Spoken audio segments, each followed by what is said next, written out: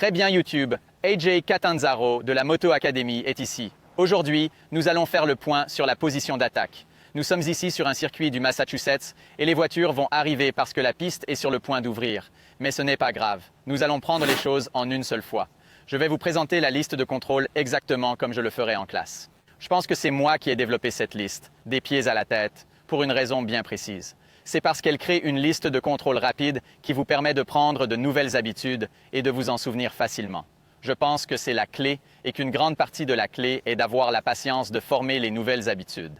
Acceptez de rouler à 50% de l'effort perçu ou plus lentement pendant que vous pratiquez chacun de ces mouvements. Pratiquez une chose à la fois et donnez-vous le temps de faire le changement. Vous devrez peut-être rouler plus lentement pendant une semaine. Vous devrez peut-être ralentir pendant un mois. Vous devrez peut-être aller plus lentement pendant un an, mais une fois que vous aurez adopté la position d'attaque que j'essaie vraiment de mettre en avant, d'enseigner et de pratiquer moi-même, cela changera votre vie sur le vélo. Cela vous permettra de créer une base et de poser les fondements de toute conduite sur deux roues, qu'il s'agisse de tout terrain, de moto, de désert ou de supercross, peu importe. Vous serez capable d'aller de plus en plus vite, de plus en plus vite, de plus en plus vite, de plus en plus vite, pour toujours. Mais il faut commencer par là. D'accord? La première chose à faire, c'est le jeu de jambes. Il y a trois choses dont il faut se souvenir avec nos pieds. Tout d'abord, nous sommes sur la pointe des pieds. Beaucoup d'entre nous sont coupables de rouler sur la partie plate de leurs pieds, les orteils en avant. Cela élimine le débattement de la suspension de la cheville et les orteils sont orientés vers l'extérieur, ce qui signifie que les genoux sont orientés vers l'extérieur. Ce n'est pas bon. La première chose à retenir pour les pieds, c'est donc la plante des pieds. Deuxièmement, il faut qu'ils soient bien serrés contre le cadre. Il ne doit jamais y avoir d'espace entre la boîte à orteils de votre chaussure et le cadre du vélo. Ce que j'aime faire, c'est un petit... J'aime bien tester la botte contre le cadre pour m'assurer qu'elle est bien calée. La troisième chose à faire avec le pied est d'enfoncer le talon sous le repose-pied. Il est vrai que nous nous tenons sur la plante des pieds, mais la majeure partie de notre poids repose sur nos talons. C'est très important et c'est probablement le point du jeu de jambes qui peut vous sembler le plus gênant et inconfortable. Ce que vous remarquerez aussi, c'est qu'au fur et à mesure que j'avance, chaque mouvement et chaque position du corps mènent au suivant. Ainsi, une fois que j'ai laissé tomber mes talons, mes genoux se retrouvent à leur place. Vous voulez vraiment que vos genoux soient empilés sur vos pieds, comme si je faisais un soulevé de terre à la salle de gym. Regardez ça. C'est exactement le même mouvement si je mets mes mains sur les barres. Exactement le même.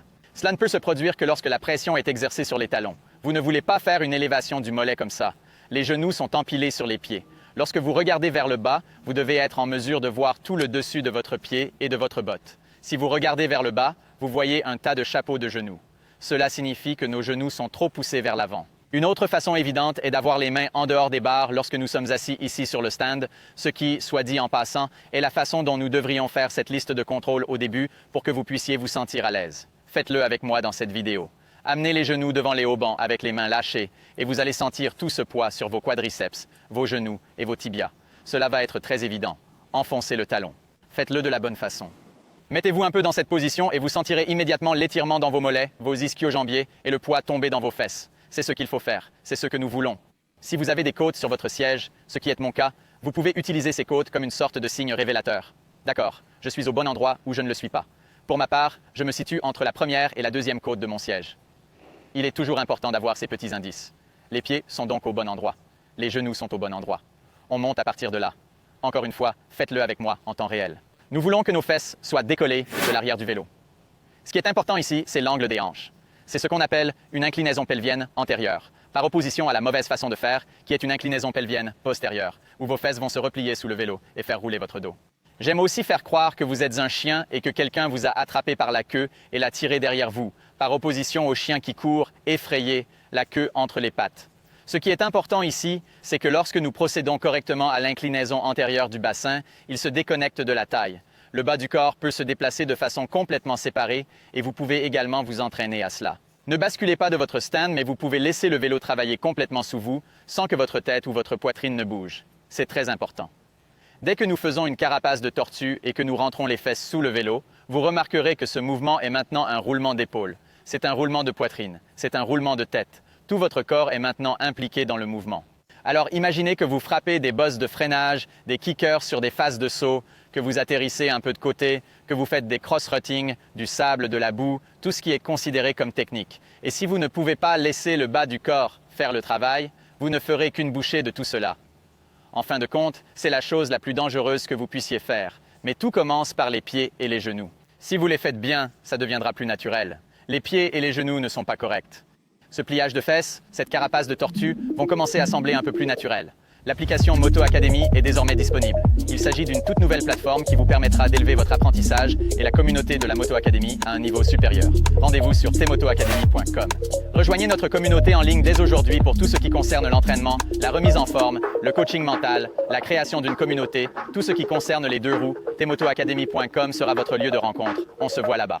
J'espère que cela a du sens. En partant de là, le bas du corps maintient le poids vers l'arrière, ce qui signifie que le haut du corps devrait maintenir le poids vers l'avant.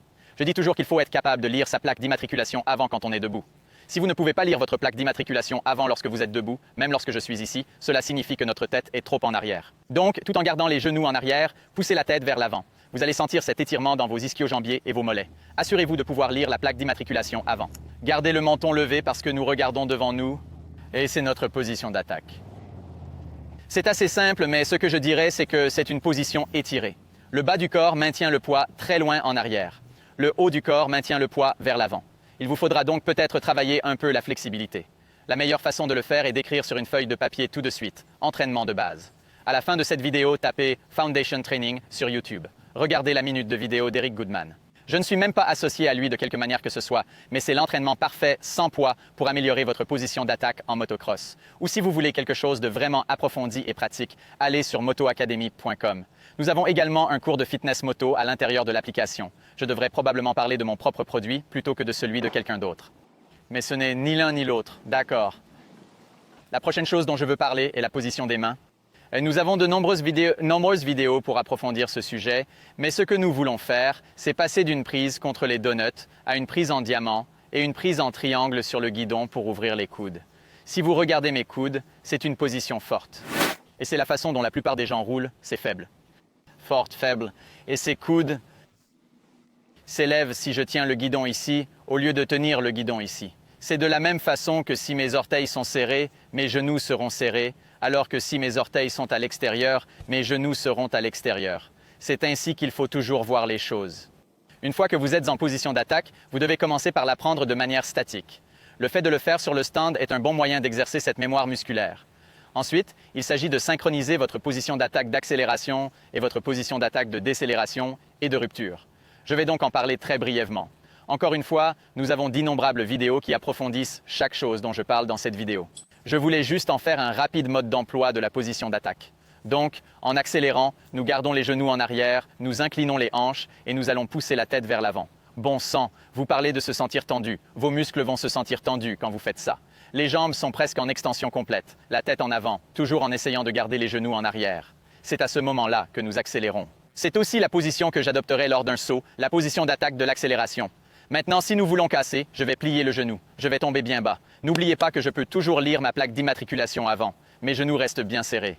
Je ne les enfonce pas vers l'avant. Je laisse tomber mes fesses comme si je faisais un soulevé de terre et je laisse tomber ma poitrine. C'est ma position de rupture, croyez-le ou non.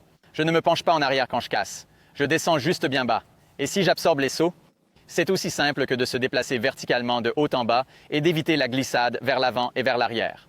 Une fois que vous avez appris cela, c'est la clé du ride. Vous pourrez l'utiliser, comme je l'ai dit, en tout terrain, dans le désert, en moto, en supercross, sur n'importe quel type de deux roues.